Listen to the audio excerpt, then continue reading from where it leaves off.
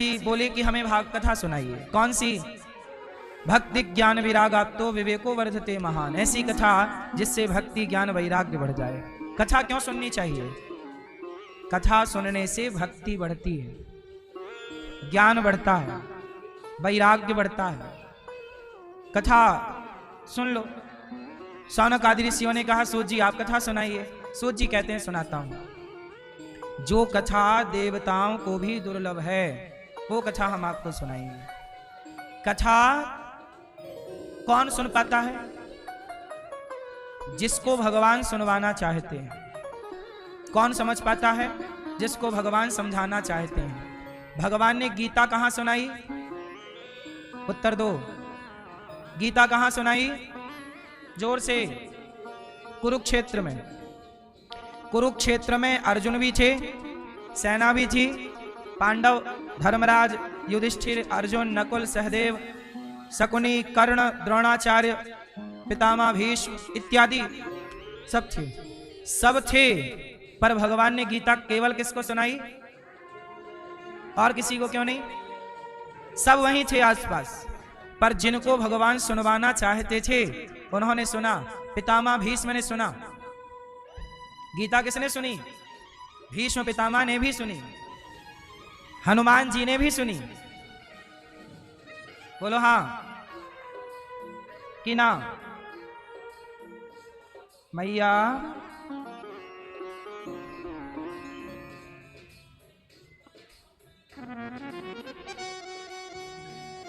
कथा सबने सुनी। गीता वहां कौन कौन ने सुना? जिन जिनको भगवान ने सुनवाना चाहा। पितामह को सुनवाना चाहा तो पितामह ने सुन लिया, हनुमान जी को सुनवाना चाहा तो हनुमान जी ने सुन लिया, ना चाहा अर्जुन ने सुन लिया, और दुर्योधन को सुनवाना नहीं चाहा तो खड़ा रहा, उसे कुछ पल्ले नहीं पड़ा। शकुनी को नहीं सुनवाना चाहा, खड़ा रहा, नहीं समझ में आई। तो भागवत की कथा भगवान जिन्हें सुनवाना चाहेंगे, जिन्हें अपने शरण में लेना चाहेंगे, उनके हृदय में भक्ति प्रकट कर देंगे, और जिन्हें अपना नहीं बनाना उनके हृदय में भक्ति नहीं प्रकट होगी। इसलिए कोई भक्ति करता है। अब देखो ना, किसी किसी घर में एक बहुत भक्ति कर रहा है और बाकी सब लोग मांस खा रहे हैं उसी घर में। ऐसे भी लोग हैं कि उस घर में कोई बच्चा, कोई लड़का, कोई लड़की, कोई स्त्री, कोई पुरुष बहुत भक्ति कर रहे हैं, और उसी घर में कुछ लोग मांस खा रहे हैं, बकरा खा रहे हैं, मछली, और दूसरा बच्चा बहुत भक्ति कर रहा है। तो कई बार होता है कि किसी को भगवान कृपा करके अपनी भक्ति दे देते हैं। जरूरी नहीं है कि सबको मिल जाए। ये वो धन है, पायो जी मैंने राम रतन धन, ये वो धन है जो सबको नहीं मिलता। इसलिए भागवत कथा सबके समझ के परे है। भक्ति सब नहीं समझ पाते, संतों के त्याग तपस्या को सब नहीं समझ पाते। इसलिए कुछ लोग संतों को गालियां देने लग जाते हैं, क्योंकि वो समझते नहीं है ना।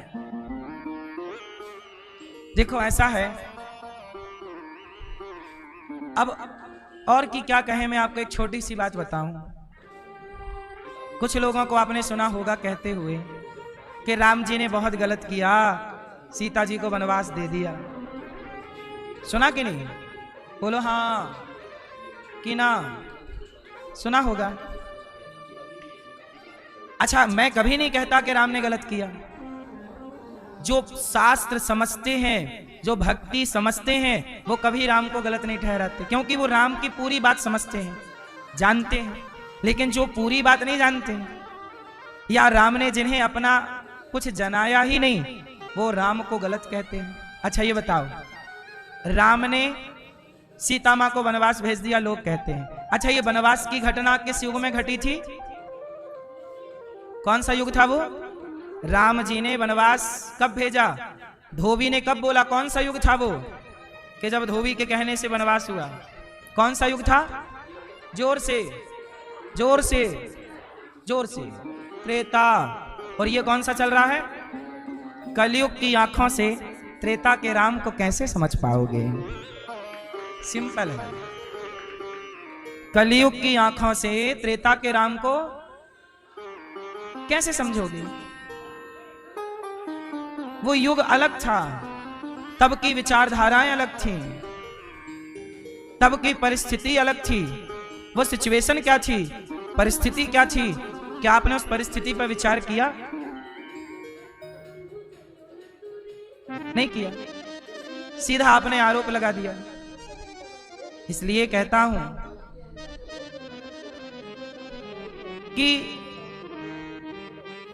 जो आपको समझ में आ गया समझ लो भगवान ने चाहा कि आप समझ लो, और यदि समझ में नहीं आया तो समझ लो अभी ईश्वर आपको ये विषय समझाना, अभी आप इसके योग्य नहीं, योग्यता नहीं।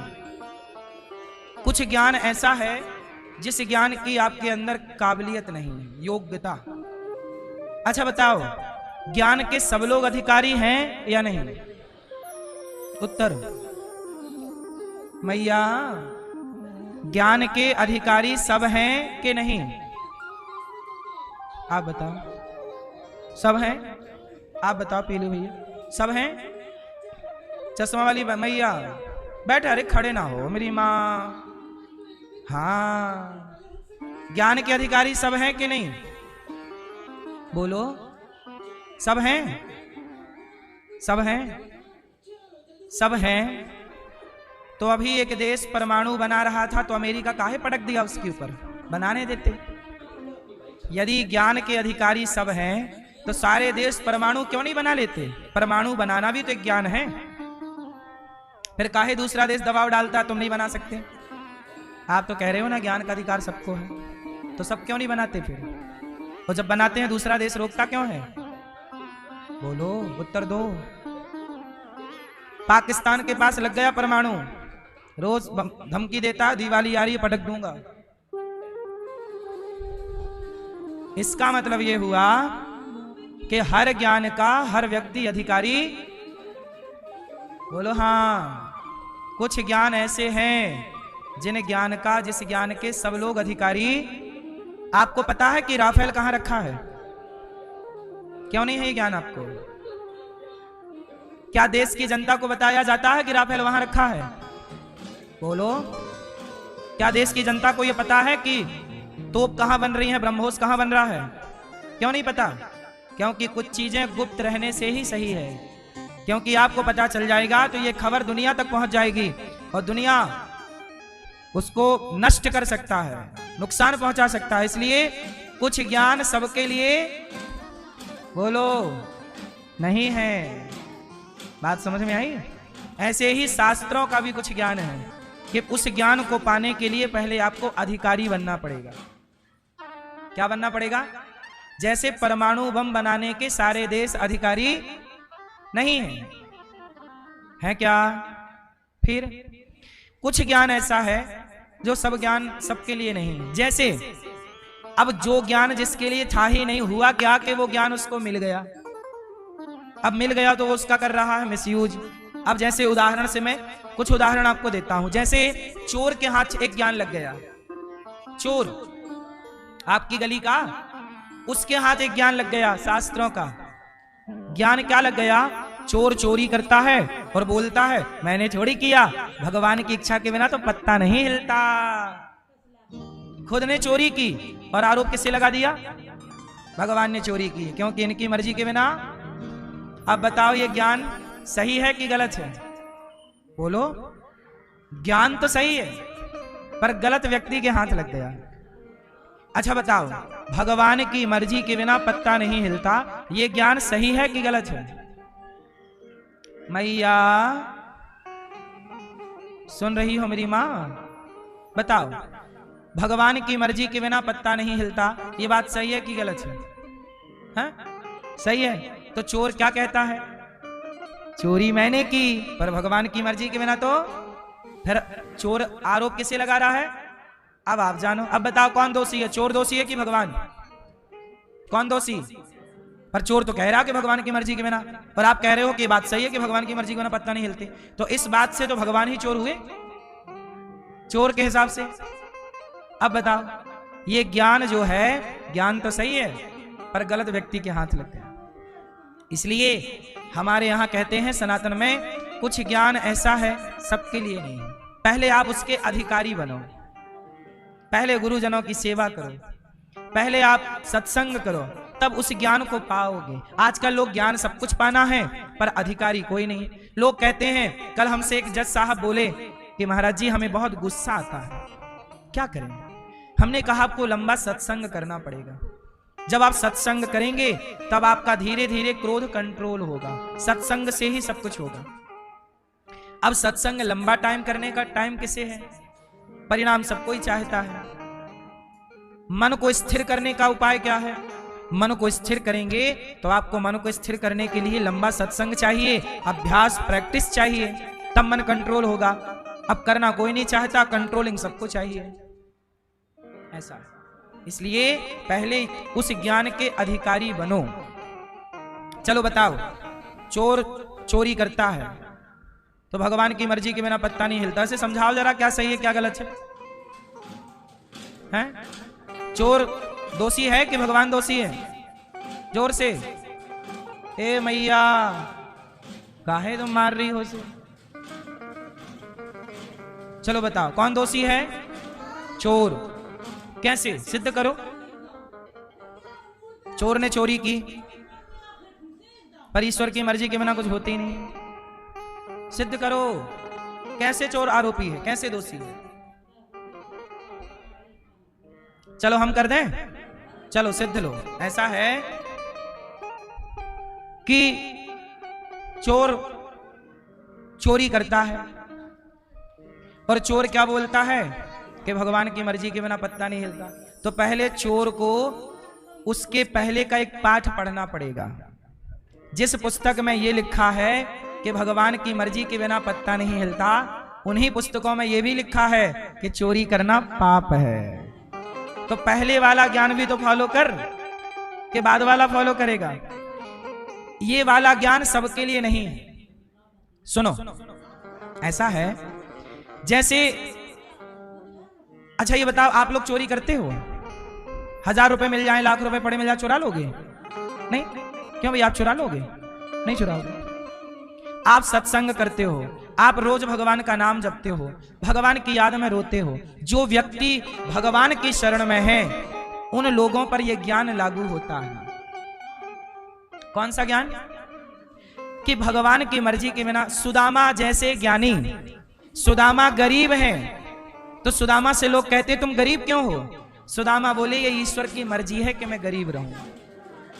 सुदामा जब अमीर हो गए तो लोगों ने कहा तुम अमीर हो गए, बोले ये प्रभु की मर्जी है। सुदामा जैसे भक्त जो सब जानते हैं, जो ईश्वर की मर्जी को समझते हैं। कुछ लोग कैसे होते हैं कि सुख आता है तो भी ईश्वर की कृपा मानते हैं और दुख आता है तो भी कृपा।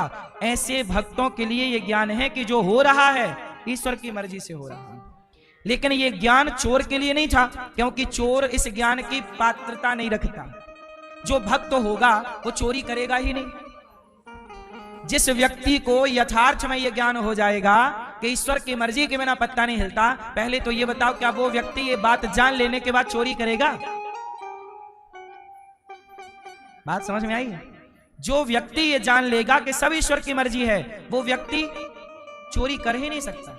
उसका लेवल अलग है, उसकी स्थिति अलग है, उसका ज्ञान अलग है। ये 2 कौड़ी का चोर जिसने केवल सेंटेंस रटा है, उसके पंक्ति के भीतर के भाव को नहीं जाना। देखो ऐसा है ना, बात रट लेना और बात पर अमल करना, दोनों बातें अलग अलग हैं। समझ में आ रही है? झूठ बोलना पाप है, ये लाइन सबको रटी है। परंतु एक होता है रट लेना, झूठ बोलना पाप है, झूठ बोलना पाप है, नदी किनारे सांप, रट लिया। एक व्यक्ति वो होता है जो पंक्ति रटा नहीं पर सच पे चलने लग गया। वो सच पे चलता है, मर जाएगा पर झूठ नहीं बोलेगा। तो एक है जो रट्टू तोता है और एक है जो उस लाइन पर चल रहा है। कौन श्रेष्ठ है, रटने वाला कि चलने वाला? रटने वाले लाखों होंगे, चलने वाला एक होगा। ऐसे ही है, भगवान की मर्जी के बिना पत्ता नहीं हिलता। इस लाइन को रटने वाले लाखों हैं पर इस पंक्ति पर, इस लाइन पर जीने वाले बहुत कम हैं। और जो जिएगा वो इस पंक्ति का सुख पाएगा, इस ज्ञान का आनंद पाएगा। और केवल रट लो तो क्या पाओगे? ये तुम्हारी समझ के परे विषय है, चोर को नहीं समझाया जा सकता। कुछ चीजें सबकी समझ में नहीं आती। बताओ, क्या रावण की समझ में राम आए? वो तो ज्ञानी था, क्यों नहीं आए? क्या कंस की समझ में कृष्ण आए? क्या दुर्योधन की समझ में कृष्ण आए? नहीं आए। सबकी समझ में सब चीजें नहीं आती साहब। हमारी समझ में राजनीति नहीं आएगी और राजनीति वालों को हमारी बात समझ में नहीं आएगी, क्योंकि दोनों का सब्जेक्ट अलग अलग है। हाँ, कोई समझना चाहे और पात्र बने तो समझा भी जा सकता। हम ये नहीं कहते कि नथिंग इज इम्पॉसिबल। समझ पाओ, समझ सको तो सब कुछ संभव है ना। Everything is possible. चाहो तो सब कुछ समझ में आ सकता है, और नहीं चाहो नहीं समझ में आएगा। इसलिए शास्त्रों की ज्ञान, शास्त्रों की, अब जैसे कुछ लोग क्या कहते हैं, कुछ लोग आरोप क्या लगाते, अरे भगवान होते तो कोई दुखी क्यों होता। जे नास्तिक लोग आरोप लगाते हैं। कुछ लोग क्या बोल रहे, अरे भगवान तो है ही नहीं, तुम भगवान भगवान जपते रहते हो। अरे भगवान होते तो कोई दुखी क्यों होता, किसी लड़की का बलात्कार क्यों होता, यदि भगवान थे तो क्यों नहीं आए। ऐसा आरोप बहुत लोग लगाते हैं। अब बताओ इस आरोप का जवाब क्या है? यदि भगवान है तो कोई दुखी क्यों है। किसी लड़की का बलात्कार, द्रौपदी की साड़ी उतरी तो कृष्ण आ गए। आज भी किसी लड़की का बलात्कार होता है, कपड़े उतरते हैं, क्यों नहीं आते भगवान। ये आरोप है नास्तिकों का। जो नास्तिक हैं, ईश्वर को नहीं मानने वाले को नास्तिक कहते हैं। जो नास्तिक लोग हैं, विधर्मी लोग हैं, वो ये सवाल